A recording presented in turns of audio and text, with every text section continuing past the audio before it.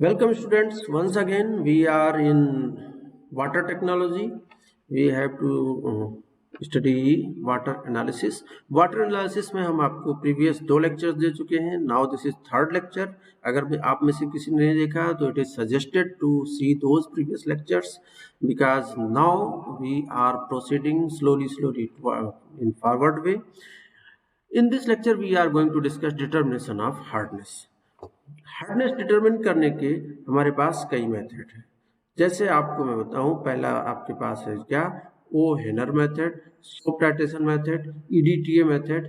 ठीक, ये सभी के सभी टाइट्रेशन मेथड्स ही हैं. इनमें से हम जो अभी स्टडी करने चल रहे हैं वो है ईडीटीए मेथड. क्या, this is most common method to determine water hardness. One more information, ये आपको प्रैक्टिकली लेबोरेटरी में भी करना होता है, तो इसलिए इस पर आप बिल्कुल ही फोकस करेंगे, कहीं भी लापरवाही नहीं करेंगे. Actually you are covering those two things. आप थ्योरी के साथ साथ जो प्रैक्टिकल वाला है आपका उसको भी कवर कर रहे हैं, और इसके बाद में हम आपको प्रैक्टिकल्स प्रोवाइड करते हैं.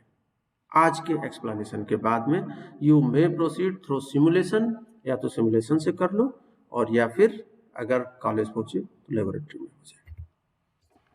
सो EDTA method. What is EDTA? EDTA नाम काफी कुछ सुना सुना सा, इथिलीन डाइमीन टेट्राएसिटिक एसिड. ठीक है. अब जो EDTA है इसका स्ट्रक्चर हमने यहाँ पर दे दिया. आपने इसको कोऑर्डिनेशन केमिस्ट्री में पढ़ा था, और ये हेक्साडेंटेट लिगेंड, ये हेक्साडेंटेट लिगेंड कहा गया था. यानी कि ये इसके 6 पॉइंट्स ऐसे हैं जहां से ये क्या कोऑर्डिनेट कर सकता है, हेक्साडेंटेट लिगेंड. ठीक है, जिसमें से एक पॉइंट ये हुआ, दूसरा ये हुआ. ठीक, सी डबल बॉन्ड ओ ओ यहाँ पे आ जाओ.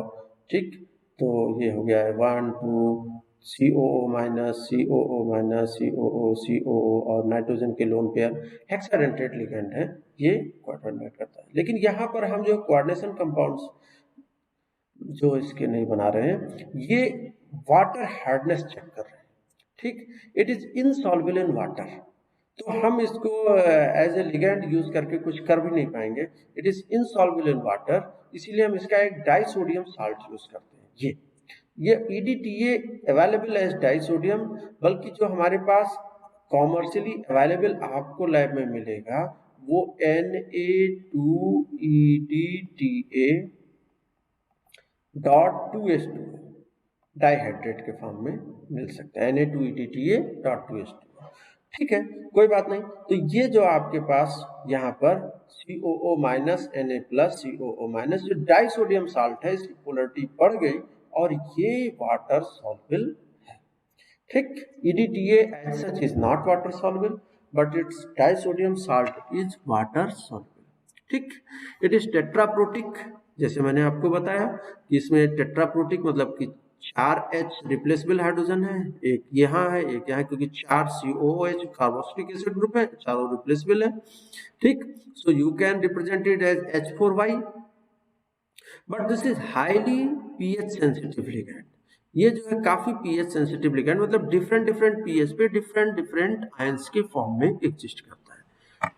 अगर pH ग्रेटर देन 12 है, it exist as Y4 minus. pH is greater than 12, it exists as Y4 minus. pH 8 or more, it exists as HY3 minus, और pH अगर 5 है तो H2Y2 minus. अराउंड 5 है अगर pH, तो ये H2Y2 माइनस, यानी कि डाइवेलेंट आयन के फॉर्म में प्रेजेंट है. ओके, अनदर थिंग, एक का स्ट्रक्चर मैंने आपको बता दिया. दूसरा है, इसमें आएगा एक indicator. That indicator is called as EBT, eriochrome black T. मैं फिर बता रहा हूं, आप ना केवल थ्योरी पढ़ रहे हैं बल्कि प्रैक्टिकल भी समझ रहे हैं, उसकी भी शुरुआत यहीं से होती है. So be serious in this topic. ठीक, तो eriochrome black T, this is a complexometric indicator. EBT is a complexometric indicator that is used in complexometric titrations, example water hardness determination process. It is an azo dye, ये वाले azo bond and double bond N. ये आपको पहले से इतने basic chemistry पता है.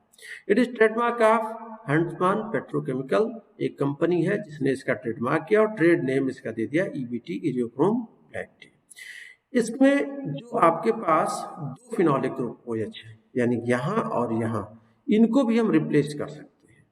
may also get ionized at higher pH, so represented as H3IN। अगर हम इसको भी और यहाँ भी, यानी ये COOH, H तीनों हाइड्रोजन को हम कंसीडर करें तो इसका नाम हो जाएगा H3IN, जो कि ब्लैक कलर का होता है। ठीक है, अगर pH 6 है तो इंडिकेटर H2IN, 2IN माइनस, यानी जैसा अभी लिखा है वैसा, तो ये वाइन रेड हो गया। और अगर pH ग्रेटर देन 7 है तो HIN2 माइनस, यानी एक और हाइड्रोजन हट जाएगा, तो वहां पर ये डीप ब्लू कलर का हो जाता है। आपको इन दोनों में चेंजेस देखने हैं, wine red and deep blue. Okay, pH less than 6, then H2IN wine red, and pH greater than 7, indicator exists as HIN2 minus, deep blue we are not going to make it black, हम ये यहाँ पे इसको पढ़ने नहीं जा रहे। Experiment is performed between by taking buffer, जिसका pH 8 to 10 के रेंज में होता है। ठीक, तो उसका प्रीडोमिनेंट फॉर्म क्या होगा, डीप ब्लू। ठीक, तो जो चेंजेस आएंगे, जो बफर है हमारा pH बिटवीन 8 to 10, जो हमारे चेंजेस आएंगे वो 6, 7, 8 इन्हीं के बीच में आएंगे, यानी wine red to deep blue ये चेंजेस होने वाले। जो हमने यहाँ पर बनाया है वो कैसा है, डीप ब्लू कलर का है। ठीक है, let us continue. What is the principle in EDTA method for determination of hardness? Initially जो EBT है, this forms a EBT calcium और मैग्नीशियम सॉल्ट, जो कि अनस्टेबल कॉम्प्लेक्स है और वाइन रेड कलर का हुआ। ठीक है, अब ध्यान दीजिए आप, यहाँ पर मैंने आपको लिखा wine red colour H2IN minus, यानी इसने कॉम्प्लेक्स बनाए थे। ठीक है, तो इनिशियली क्या हुआ कि कैल्शियम और मैग्नीशियम के साथ ये मिल के, या जो हार्ड वाटर में अवेलेबल हैं, EBT और बफर सॉल्यूशन लिया तो ये अनस्टेबल कॉम्प्लेक्स बनाएगा, जो कि वाइन रेड कलर का हुआ। यानी कि EBT जो ब्लू कलर का था, डीप ब्लू से कैसा कन्वर्ट हो गया, वाइन रेड कलर में हो गया। लेकिन जब हम EDTA पास करेंगे तो ये calcium EDTA, magnesium EDTA stable complex बनाएगा, so it will remove EBT। ये जो EBT है इसको फ्री कर दिया, और जब फ्री कर दिया तो blue colour will generate again. Okay, so what is the total procedure? हमारे पास यहाँ पर हम क्या यूज करते हैं, EDTA कैसे लेते हैं, डाइसोडियम EDTA, जो कि कमर्शियली अवेलेबल है। उसमें हम लोग क्या हार्ड वाटर लेते हैं सैंपल, और उसमें हम लोग क्या मिला लेते हैं, बफर सॉल्यूशन ऐड कर लेते हैं, अमोनियम बफर यूज कर लेते हैं। फिर चेंजेस क्या होने होते हैं, चेंजेस ये होता है कि हम बफर सॉल्यूशन हम क्या करें कि बफर सॉल्यूशन को वाटर में डालें, थोड़ा सा उसमें EBT डाला, जैसे ही EBT डाला वो कैसा हो गया, वाइन रेड कलर का हुआ, क्योंकि EBT बाउंड हो गया। लेकिन ये साल्ट अनस्टेबल है, जब हम EDTA से टाइट्रेट करेंगे तो ये कैल्शियम और मैग्नीशियम जो अभी तक EBT के साथ थे, अब किसके साथ चले गए, EBTA के साथ चले गए, और EBT हो गया फ्री, और अगर फ्री EBT हुआ it means it is going to be blue. So what actually happens, मैं आपको फिर से एक बार बता दूं, ये तो एक जनरल रिएक्शन हुई जो आप प्रैक्टिकल्स में भी लिखते हो, एग्जाम में भी लिख के आते हो। ठीक है, एक्चुअली क्या हो रहा है कि HIN2 माइनस जो इंडिकेटर है, जो कि ब्लू कलर का है, M2 प्लस से ये MHIN और ये वाइन रेड कलर का कॉम्प्लेक्स बन गया। ठीक है, MIN माइनस बन गया और H प्लस, जो कि क्या हो गया, वाइन रेड कलर का हो गया। अब ये M मतलब क्या, M मतलब कैल्शियम 2 प्लस और मैग्नीशियम 2 प्लस, ये मैंने यहाँ पर लिख दिया। MIN माइनस जो कि वाइन रेड कलर का है, H2Y2 माइनस इंडिकेटर को यूज किया। ठीक, और फिर H2Y2 माइनस इंडिकेटर नहीं भाई, ये क्या है, ये आपका EDTA।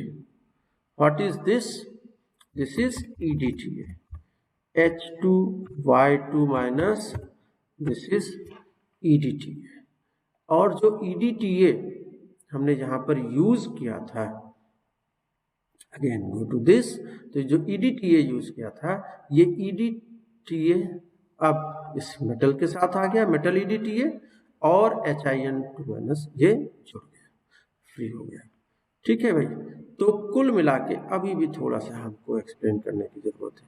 यहाँ पर मैं लिख दूँ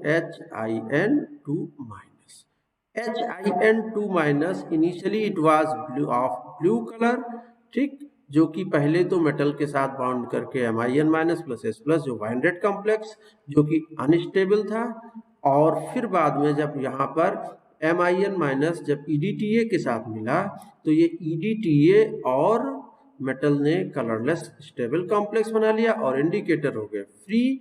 तो HIN2- में माइनस साइन लगा दे रहा हूं, वो कैसा हो गया, अब ब्लू कलर रीजनरेट हो गया। ठीक, so what is the procedure regarding this, अभी हम इसको चाहेंगे कि आपको डेमो भी दिखा दे यहीं पे। So you have to prepare EDTA solution. जब आपको 11-12 में प्रैक्टिकल टाइट्रेशंस के कराए गए तो वहाँ पर थोड़ी चीज़ें सॉल्यूशन कैसे बनाएंगे ये सब बताया गया है। ठीक, उसी को हम यहाँ पर रिपीट कर दे रहे हैं। जो कमर्शियली अवेलेबल है वो Na2EDTA डाइहाइड्रेट, यानी उसका टोटल मॉलिक्यूलर फार्मूला ये हुआ। तो molar mass is 372.24। No need to think about 2.24 कहाँ से आया, वो एग्जैक्ट मास है and that will be available on wrapper, जिस कंपनी का आप यूज कर रहे हो वहां पर यूज कर वहीं पे लिखा होगा। अगर आप 0.24 ना भी लिखना चाहें तो चलेगा। जब आप कैल्शियम जिस हिसाब से जैसे कार्बन है, हाइड्रोजन, ऑक्सीजन, इन सबके एटॉमिक मासेस को आप जोड़ के मॉलिक्यूलर मास निकालोगे तो वो इसके जो होल नंबर है यानी 372 के बराबर आएगा। That's enough. So we have to prepare, अगर मान लीजिए 0.01 मोलर सॉल्यूशन बनाना है तो इसका मतलब हुआ कि 1 मोल यानी 372 ग्राम वो कितने में होना चाहिए, 1000 ml में या 1 लीटर में। अब 0.01 इसका मतलब 3.72 ग्राम, तो 3.72 ग्राम अगर आपने मिला दिया तो 0.01 मोलर सॉल्यूशन बन गया। इंडिकेटर सॉल्यूशन आप 0.5 ग्राम EBT लीजिए 100 ग्राम एल्कोहल में, ये आपको हम यहाँ बना के दे देते हैं। Preparation of buffer solution 70 gram of NH4Cl that will be available in laboratory, approximate 600 ml concentrate ammonia solution. ठीक, एक्वस अमोनिया सॉल्यूशन में मिला आप अवेलेबल है, उसको हम डिसॉल्व करके उसको क्या कर लेंगे, 1 लीटर बना लेंगे। ठीक है, if you want before starting the actual experiment you can undergo for standardisation. ठीक, कैसे स्टैंडर्डाइजेशन करेंगे, जो हार्ड वाटर में how much amount of calcium और magnesium is present we don't know, we have to determine. हम willingly pure water ले, उसमें जानबूझ के definite amount of calcium Ca2+ या CaCO3 हमने मिलाया, ठीक है, और उसको हम टाइट्रेट करा दें EDTA से और देख लें कि हमारे सारे कैलकुलेशंस जो थ्योरी करी उसे वैसे ही आ रहे हैं या नहीं आ रहे। जनरली हम लोग इसको करने की जरूरत नहीं होती क्योंकि law of chemical equivalence is too much perfect. आप पढ़ते आए हो पहले से N1V1 is equal to N2V2 and if your measurement is not wrong, ये मेजरमेंट बहुत इंपॉर्टेंट है कि आप कैसे मेजर कर रहे हो। मेजरमेंट अगर गलत नहीं है तो आपका सब कुछ सही आएगा। ये जो स्टैंडर्डाइजेशन यानी जानबूझ के हम प्योर वाटर में कैल्शियम साल्ट मिला के और चेक करें, ये सिर्फ और सिर्फ अपनी मेजरमेंट एरर्स को चेक करने के लिए करना होता है। ठीक है, तो आप आपके पास क्या क्या हो गया, EDTA सॉल्यूशन हो गया क्योंकि नॉन कंसंट्रेशन का बनाओगे, जनरली 0.01 मोलर बना दिया। ठीक, फिर इंडिकेटर सॉल्यूशन बना लिया, बफर सॉल्यूशन बना लिया, ठीक, और हार्ड वाटर आपको मिल जाएगा, हम जो करवाते हैं टैप वाटर से करवाते हैं। व्हाट इज द प्रोसीजर, ये प्रोसीजर आप इसको प्रैक्टिकल कॉपी में भी लिखेंगे। क्या है, make all the solutions ready on the table that is necessary before experiment, take standard EDTA solution in burette, आप यहाँ पर EDTA सॉल्यूशन ले रहे हो। ठीक, take known volume 10, 20, 25 ml, generally हम लोग 20 ml यूज कर लेते हैं, तो 20 ml जो टैप वाटर है और उसमें थोड़ा सा 2 से 3 बफर सॉल्यूशन डालेंगे और 2 से 3 ड्रॉप EBT डालेंगे, उसको हम कोनिकल फ्लास्क में लेते हैं। ठीक, तो जो वाटर जिसकी हमें हार्डनेस निकालनी है वो कोनिकल फ्लास्क में होगा। ठीक, now titrate it against standard EDTA solution till the color of solution changes from wine red to blue. Note the initial and final readings and repeat to get 3 concordant recordings. Stable reading आपकी आनी चाहिए। Let me to show. हम इस चीज को थोड़ा सा आपको प्रैक्टिकली दिखा देना चाह रहे हैं, how we it is possible. आपको सिलेबस में या कहीं पर एक लिंक दी हुई होगी, तो वहां से इसे आप प्रैक्टिकली देख सकते हैं कैसे करते हैं। जस्ट थ्रो सिमुलेशन, हम यहाँ पे आपको नेट अगर चलता रहा तो दिखा दे सकते हैं।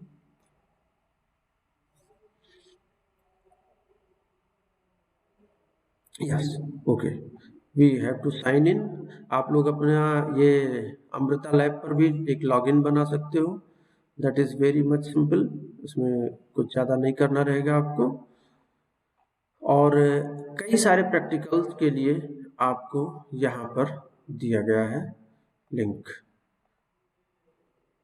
ठीक, आपको लॉगिन करते ही आप उसी प्लेस पे पहुँचते हैं। कई सारे बच्चे क्लेम कर रहे थे सर ये ओपन नहीं हो रहा है। हाँ ठीक है, नेट स्पीड अगर कम है लाइक दिस, हमारे इस लैपटॉप में कॉलेज में भी वाईफाई थोड़ा सा स्लो लग रहा है, तो चलना थोड़ा सा मुश्किल होता है। सो आई विल शो यू, मैं इसको आपको दिखाता हूँ। Yes, open this simulator. Simulator को हम ओपन करते हैं, ये है आपके पास। ये यहाँ पर क्या है, एक मैग्नेटिक स्टायरर है। आपको जनरली हम नहीं देने जा रहे हैं स्टायरर, सिंपली आप क्या कर दो, कोनिकल फ्लास्क जो रखा है वहां से शेक कर लेते हैं। तो ये magnetic stirrer is nothing but just a shaker, shake कर लेता है। ठीक है, तो शेक करने के लिए आप अपने हाथ से शेक करने के बजाय इसी से शेक कर सकते हैं। फिर क्या है, यहाँ पर हमने क्या लिया है, हार्ड वाटर लिया है, बफर लिया है और ईबीटी डाला है, so that it has converted to wine red. और इस ब्यूरेट में हमने क्या रखा है, 0.01 molar EDTA solution. We can make ready this data.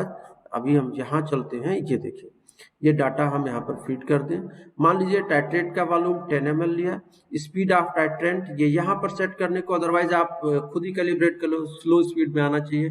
Molarity 0.01 है EDTA का।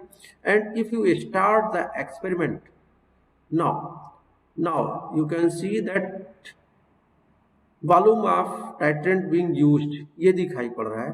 And just observe for the colour change.